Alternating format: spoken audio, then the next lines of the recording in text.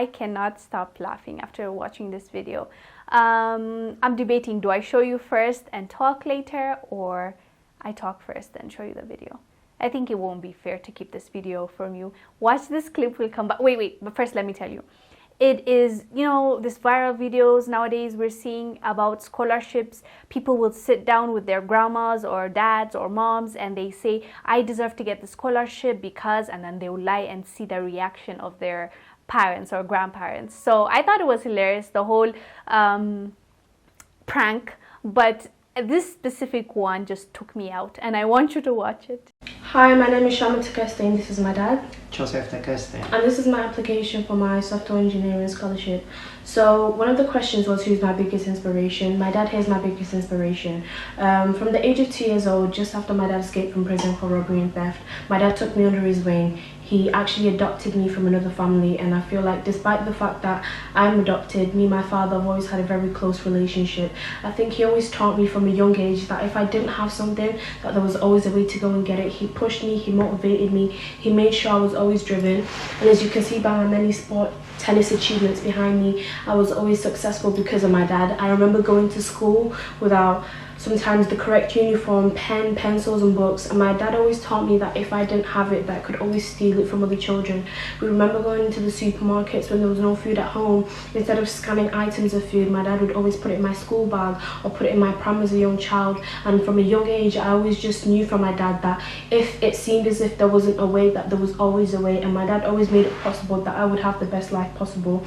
And I think that with the money that I would receive from the scholarship, I would obviously put towards my education.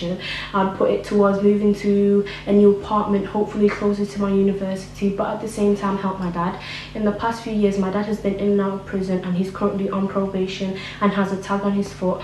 And unfortunately that doesn't allow him to travel closer to me for my university. So with that money, I would also help him better his life and also put it towards rehab, as he's been in and out recently for the past couple of months. I really hope that you consider my application. Thank you. Why that much lie? Why that much lie? For what? Why? Why? How much is a unit? The unit is 50 grand. I'll pay for that. You don't have 50 grand. Yeah, I know I don't have, but I'll take a loan. You don't need to. I'm going to get the scholarship. No, I'll sell. I'll sell whatever I have. No, it's not that serious. I'm going to get the scholarship. Do you know your profile is how much lie it is? Okay, everyone lies. It's not that serious. You won't get in trouble for that. If it was £1 million? Money's money. Oh my god, that poor dad. I wanted to give him a hug because the life of a parent. He did not want her to lie, but at the same time, did you see the look? He's like, wait, what? What just happened? I wasn't where? It was so hilarious. And the name I noticed was Takeste, so they're probably Ethiopian or Eritrean. You know, we have kind of like the same names. So Takeste is one of those countries. I know for sure they're from Eritrea or Ethiopia, one of those two. So it was like, oh my god, he's a cool dad. I cannot imagine doing this with my dad. I don't even want to envision, because I sent my brothers and they were like, yeah, this we can't try. This is not something we can mess with. So I really thought it was interesting how the dad said at the end, like, I'll take a loan. Why would you lie for money? And I thought that was such a beautiful lesson. And we need to take a note from his book. You know, you can clearly tell that he's not happy, he's not excited with what she was trying to do. He was willing to take a loan for his daughter. As much as the video was funny and I enjoyed it, and the reason why I brought this to you is just to create some laughter and just, you know, why be serious all the time? Let's have fun a little bit, because I thought it was funny. But also at the end, what he said really stuck with me, and I was like, oh, I wish I can give him a hug. He was like, I'll give you the money, I'll take a loan, I don't have it, but as your dad, this is not something that I want you to mess with. I don't want you to lie, you know, ignore your values and principles. Let's just stick with that. I will do what needs to be done, and you will get into the school that you are applying to. So I loved this dad, and he is a good example of what a good father should be. Although he let it go on for a little bit longer than I thought he would, especially as an African father. Ooh, as I told you, I can't even imagine doing this. So yeah, it's really important for us to realize money is not everything. Money is not everything. Some people argue, does money bring happiness? Some disagree, some agree. But most people with money will tell you, to a certain degree, it won't make you happy all the time. It can definitely give you access, and you can get those things that bring not fulfillment, but bring you excitement for that specific time. If you are an adrenaline, junkie, you can go skydiving, you can go bungee jumping, you can go jet skiing. You buy those things, but it lasts it's momentary. I'm not saying money is not all that. It is. I'm just saying, if you are willing to leave your values for money, you won't be happy. That I can tell you. A lot of people don't share this with the rest of us that are aspiring and looking at them and just trying to see what they're doing so that we can imitate them. They don't tell us the sleepless night. They don't tell us the things that they had to do to be where they are. And it's really sad, really, because people need to know the kind of stuff they need to put up with in order for them to be that successful.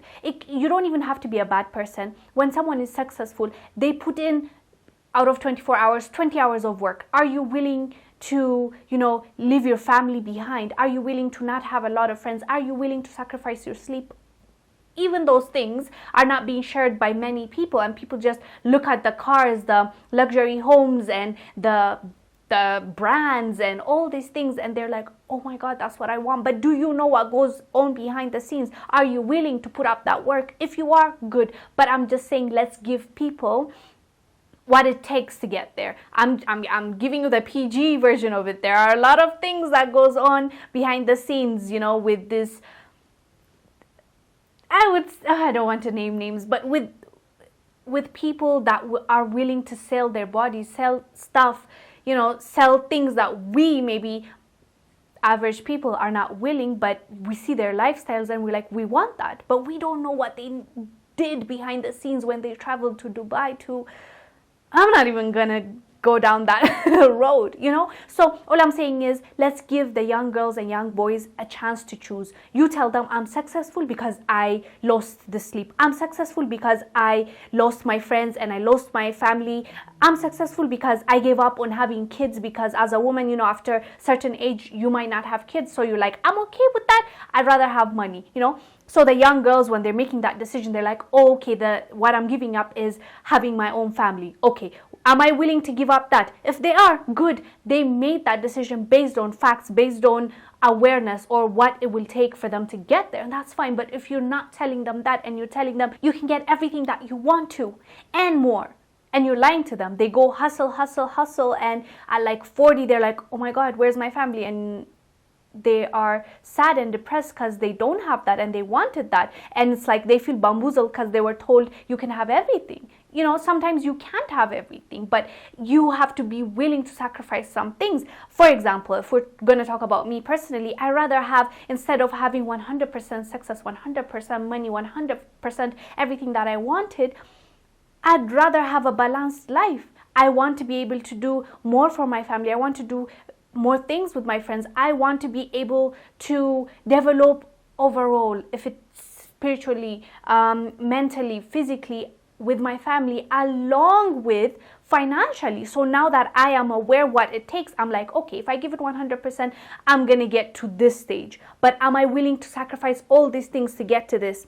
If the answer is no, then I will give it something along with everything else that I want to be able to achieve. So my success might not be here, might be here, but I'm content with that because I made that decision based on information that is relevant to, this case that we're talking about. So the reason why I'm talking about finances and knowing what you're getting yourself into is because people these days, especially social media, they show us that success and money are linked and everything is about money. But look at this dad. He told her, if it's about money, it's okay. I will take the loan to make sure that I provide that for you. You don't have to lie. You don't have to say these things. So I thought it was admirable. That is why we are talking about this right now. Anyways, let me know down below what your thoughts are about this African father telling his daughter, I don't have the money right now, but I'll do everything that I can do to make sure you have that money and you don't do all this nonsense, foolishness. Let me know. I am Wongel Zelalem. Stay blessed. I will see you on the next one. Bye.